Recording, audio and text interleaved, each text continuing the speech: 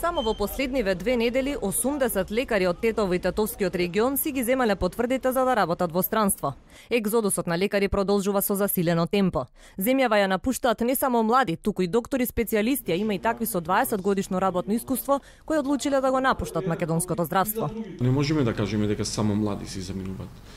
Си заминуваат и искусни специјалисти. Значи луѓе кои долго време допринеле со нивната работа во здравствениот систем во Република Македонија и со тоа ние губиме реално доста квалитетен кадар кој ни заминува од државата. Недостигот од лекари веќе се чувствува во сите болници, но тоа ќе биде уште поголем проблем во иднина, велат од лекарската комора. Ако вака продолжи, ние немаме да имаме здравствен систем.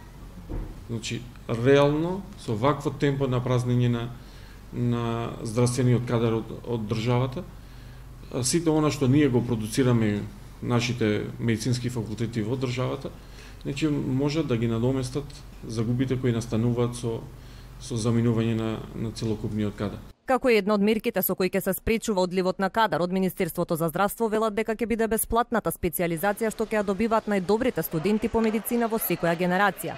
Од Министерството набројуваат и дополнителни други мерки, но без да прецизираат кога и како ќе ги реализираат. Министерството за здравство посветено работи во насока на подобрување на условите за работа, покачување на платите, зголемување на средствата за дежурства и ноќен труд, како и на организирање едукација и обуки за стручно доусовршување на лекарите. Просечната возраст на лекарите што моментално работат е помеѓу 55 и 65 години. Во наредните 5 години ќе се пензионираат околу 1200 лекари. Останува прашањето кој ќе работи на нивно место по пензионирањето, ако кај младите лекари продолжи трендот на иселување со вакво темпо.